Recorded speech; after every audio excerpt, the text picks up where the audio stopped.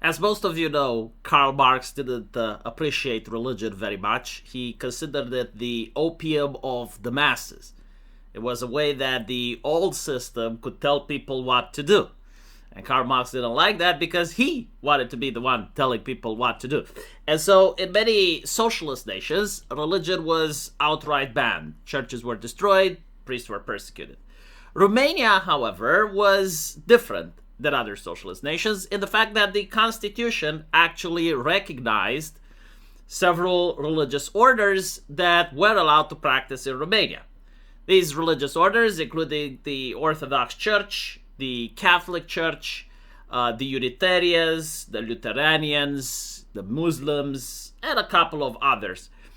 Now, the interesting thing is that despite the fact religion was allowed in Romania, it was heavily persecuted for some people.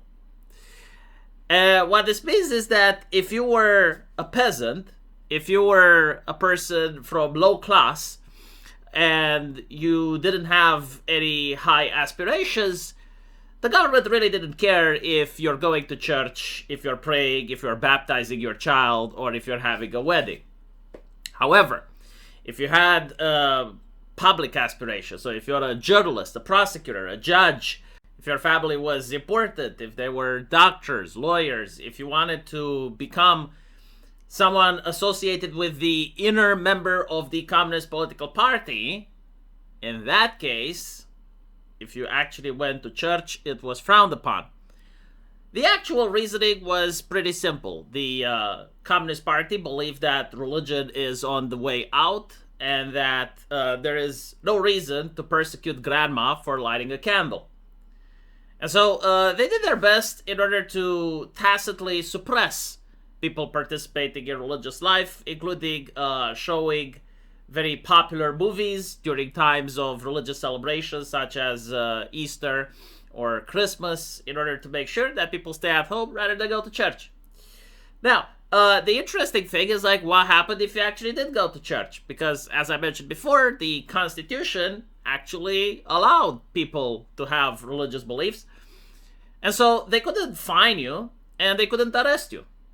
But what they did was very similar to what, I guess, the woke do in the West. Cancel culture. And so they had various terms and various slangs for the people that would partake into mysticism, as they called it. One of them was lack of political maturity. This was the most common formula. It was an elastic label, meaning that you hadn't grasped the leading role of the party, or the materialist dialect worldview of Karl Marx. It appeared in workplace evaluation, in promotion files, in personal records. It didn't say that you're a believer. It said that you are ideologically underdeveloped. In other words, if you are at the workplace, you would notice that people less qualified than you were starting to get promotions. You would notice that it's actually difficult for you to find a new job. You would notice that you are placed in a department that doesn't really do anything.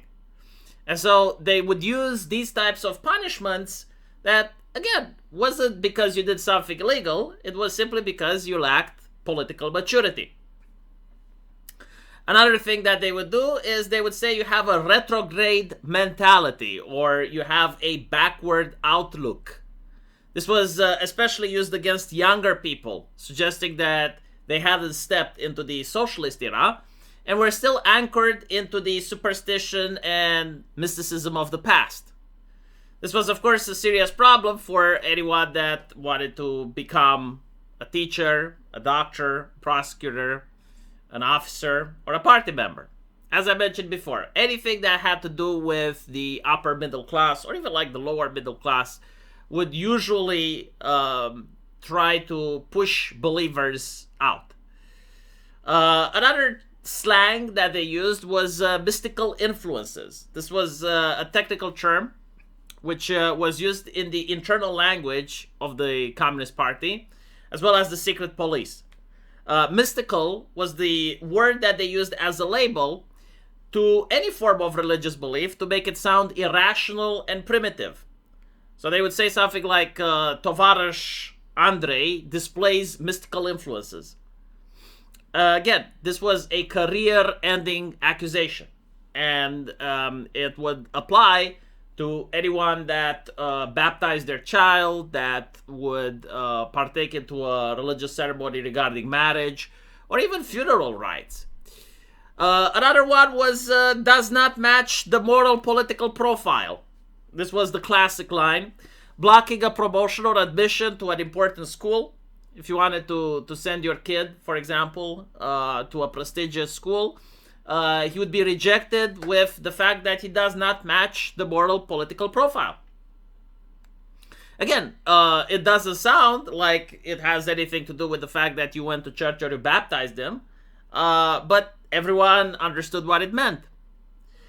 The more important one was activity outside the collective. Again, this is why I cringe when I hear right-wingers talk about, the collective duty and stuff like that. It gives me PTSD. Activity outside the collective. So for those who didn't just attend services but were more involved, like, for example, singing in the choir, helping the priest, going on pilgrimages, it implied that they were spending time and energy in, quote-unquote, parallel structures outside the state. That wasn't good.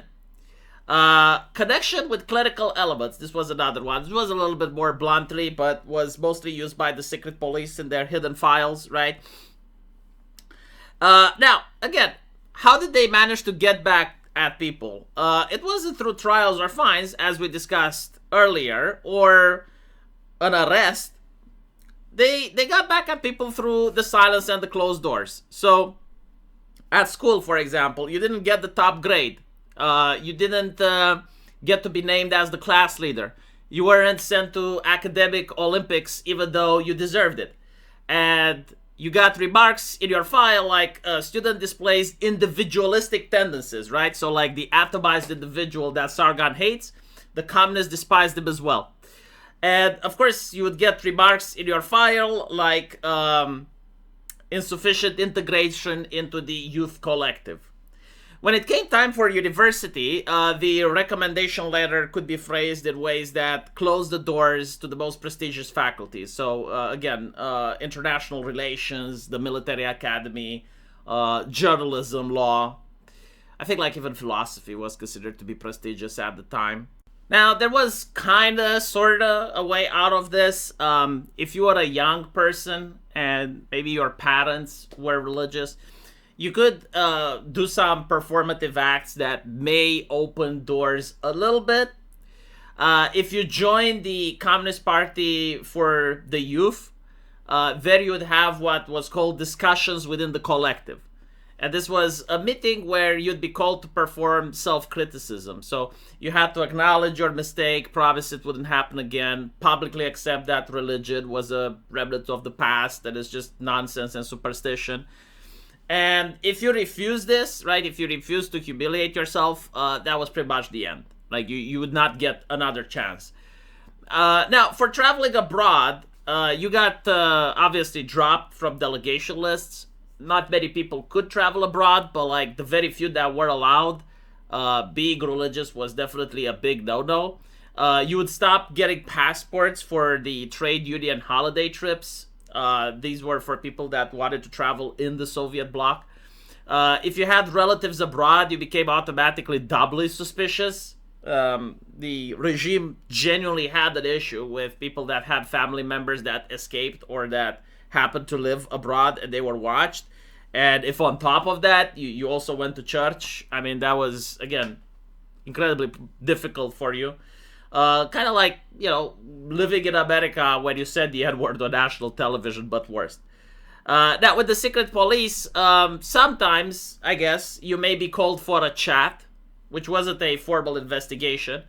But they would have like a conversation at the country Securitate office. Like that's what the secret police was called. Translating in English would be the security, right? So a friendly officer would tell you that the party is concerned about the comrades' orientation, that it would be a shame to ruin your career, and that it would be useful if you agreed to cooperate. And this is where they would usually get informants, right?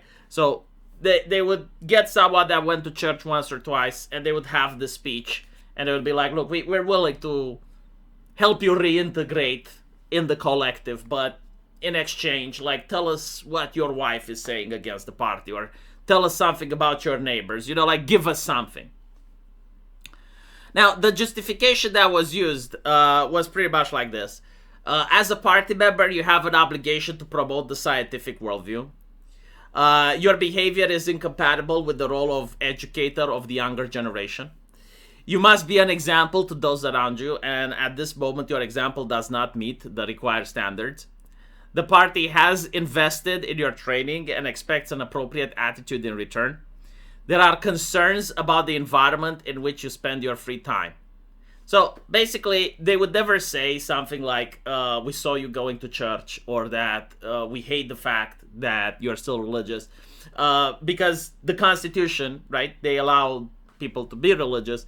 But you would kind of get the hint, like you would get the memo really fast, especially when people talk to each other and they knew exactly what's going on. Now, the question is, like, how would they know that you went to church, right? Well, obviously witnesses, right? But usually before major events, so Easter, Christmas, times when people would go to church, they would have the secret police dressed in civilians waiting at the church's doors and basically like taking notes with who went there. One of the things they would do, because again, like they weren't interested in the old lady that goes to church to light a candle. Like for her, it was fine.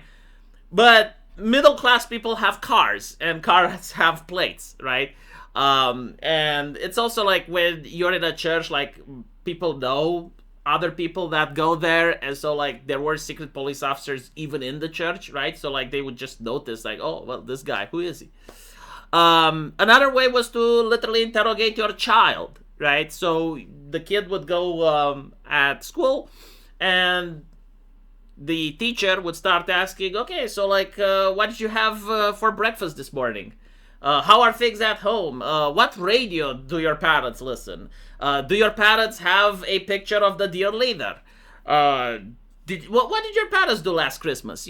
And usually, like, the kid would talk, and they would get the parents into trouble without even knowing, right? Because the teacher knew exactly how to phrase the questions so that the kid doesn't feel like he's being interrogated, but instead he feels like he's just having a normal conversation. And so, this is pretty much what happened. Now, the interesting thing is that as it usually takes place with human nature, when you try to suppress an ideology, it doesn't matter if it's religious or not. It just matters like if it's a top-down suppression and the people don't agree with it. If you try to suppress it, eventually it backfires, right? So it's kind of like putting your thumb on a string. The moment you take your thumb away, the string just jumps all the way up. And so when it comes to religion, as you can see, it was suppressed. And when the thumb went away, Romania is one of the most Christian nations in Europe, I would say. Russia, another example, right? They also have churches banned. I mean, the entire Eastern Europe as well. Meanwhile, look at what's happening in America, right? Like, they suppressed communism as well during the McCarthy era. And we all know what happened with, Joe Biden and Kamala Harris with, like, transgender cities in front of the White House, LGBT flags everywhere, and that type of shit. It happens because, like, when you suppress an ideology too hard, right, and you don't allow it room to breathe, and you're being irrational in the suppression, especially when the people don't agree with you that they have to be suppressed, eventually you end up with like a counter backlash that does literally the opposite out of spite. And when people do something out of spite, sometimes they may realize that, hold on a little bit, we actually enjoy it. Like going to church and listening to a ceremony and realizing that the government was saying that the church is demented and about mysticism, and then you realize that's not the case.